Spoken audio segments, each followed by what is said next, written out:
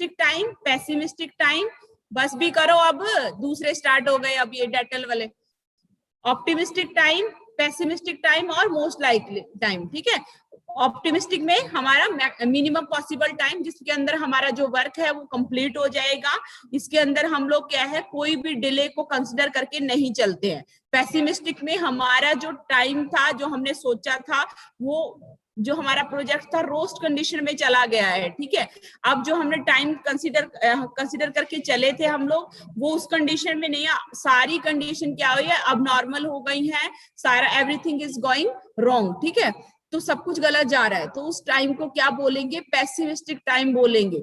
उसके बाद नेक्स्ट जो है आपका मोस्ट लाइकली टाइम, इसमें क्या होता है कि कुछ अच्छी चीजें होती हैं, कुछ बुरी चीजें होती हैं। ठीक है, time estimate which lies between the optimistic और पेसिमिस्टिक, ये दो नंबर पे डेफिनेशन पूछता है सारी।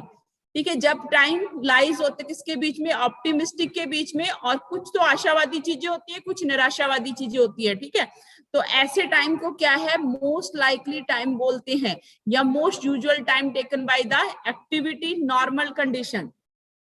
जब हम पर्ट में प्लानिंग करते हैं तो तीनों चीजें लेके चलते हैं, 3 टाइम एस्टिमेट होता है पर्ट के अंदर। The above 3 estimate are calculated in part planning only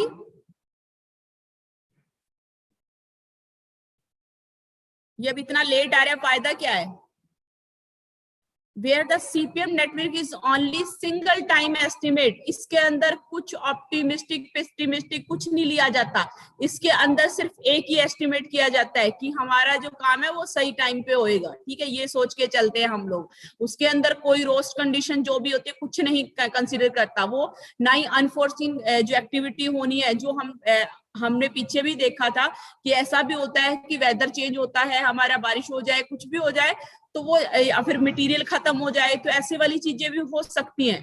ठीक है, लेकिन ये सीपीएम में ये चीज नहीं सोच के चलता है, ये जो तीनों टाइम है एस्टिमेशन है वो पर्ट के अंदर होता है। ठीक है, ये तीनों चीजें समझ आ गई है, तो ये आपको अब समझ आ जाएगा कि ये क्या बोल रहा है। कि पहले वाला एक तो इनका पॉइंट हो गया कि पर्ट क्या है, इवेंट ओरिएंटेड नेटवर्क है, सीपीएम एक्टिविटी ओरिएंटेड नेटवर्क है। दूसरा, ये 3 टाइम एस्टिमेट लेके चलता है फॉर ईच एक्टिविटी के लिए, ऑप्टिमिस्टिक टाइम, पेसिमिस्टिक टाइम और मोस्ट लाइकली टाइम।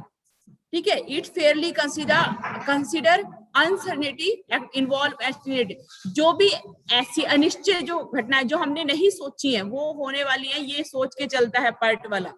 और ये वाले में क्या होगा, मैंने अभी बता दिया नीचे उसमें, it uses only 1 time estimate, it does not taken account uncertainty involve, ये नहीं सोच के चलता है कि कुछ होने वाला है गलत, ठीक है, या फिर हो सकता है, ये सिर्फ क्या है अच्छा ही सोच के चलता है, ऑप्टिमिस्टिक है मतलब ये। ठीक है, उसके बाद थर्ड जो पॉइंट है, in this network time are not related to cost. ठीक है, इसके अंदर टाइम को किसके साथ कि कितना टाइम लगेगा, चाहे ज्यादा लगे कम लगे, उससे पैसे का कोई मतलब नहीं है। इसीलिए तो वो इतने टाइम इतनी चीजें करके सोच के चल रहा है ना कि गलत भी हो सकता है सही भी हो सकता है, लेकिन सीपीएम में कॉस्ट से रिलेटेड है, क्योंकि अगर ज्यादा टाइम लगाएगा तो पैसा ज्यादा लगेगा। ठीक है, इसीलिए टाइम से रिलेटेड है।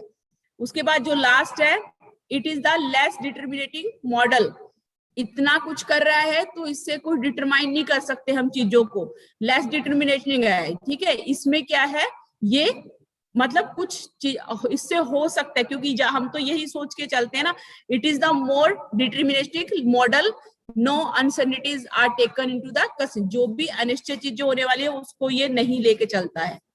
तो यहां तक क्लियर है, किसी को कोई डाउट,